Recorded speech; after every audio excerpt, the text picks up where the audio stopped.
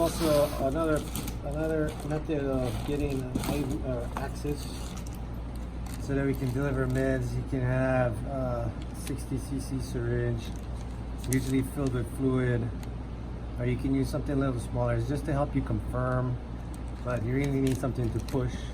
You should have your, that you need, you're gonna need your drill, your different sizes of your IO needles, your IV tubing and IV bag connected up, alcohol, your gem shady, and there may be a different type of connecting device and securing device. So the IO comes with its own.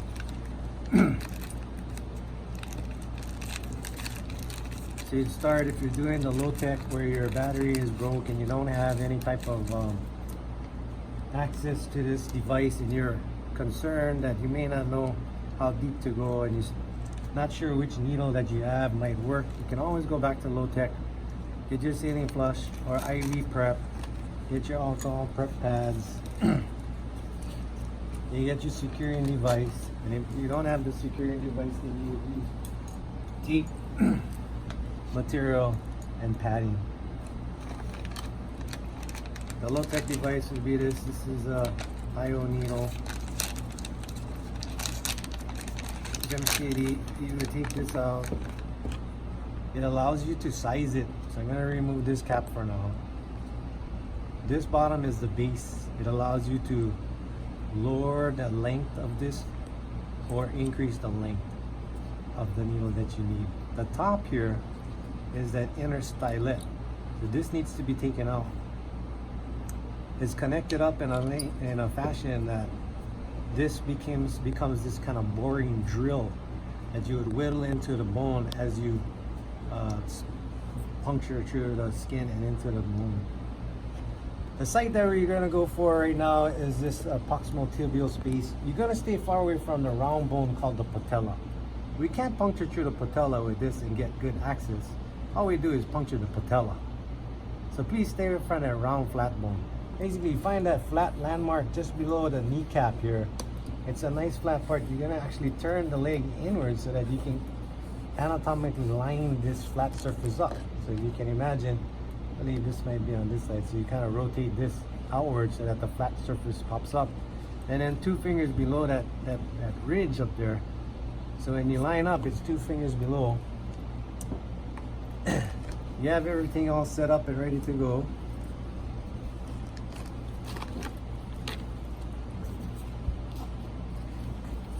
Find that landmark, clean the site. After you clean the site, you stabilize it, 2 fingers, you stabilize it on the side.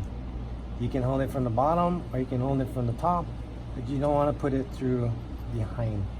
Because there's sometimes that you ricochet off the bone and then you poke through the back of that skin flesh and then you end up penetrating through your finger.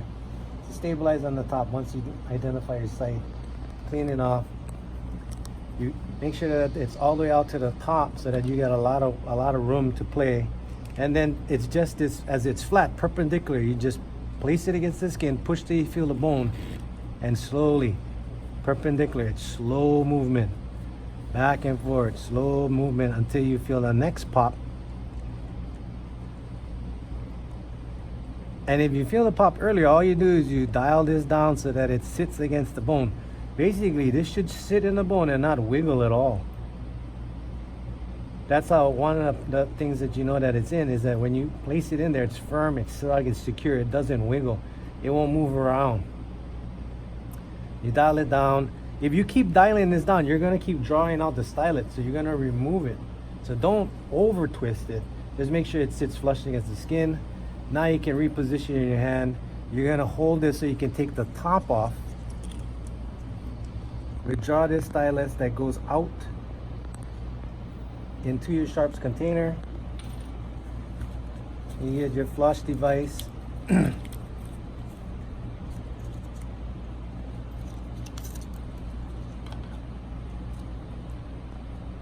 connect up, and with the saline flush, you try to flush down, and then you draw back to see that you're getting this exchange of fluid and a little of that bone, the fluid that's in that bone, right? So you go in and out. You also, when you're making sure that you have some return, that it flushes pretty easily. You shouldn't need a lot of flush or pressure rather, and then you shouldn't see any type of extravasation or hematoma developing because you push the fluid in. So once it's in now, then you can go ahead and connect up. You would stabilize this by placing two more clean, these clean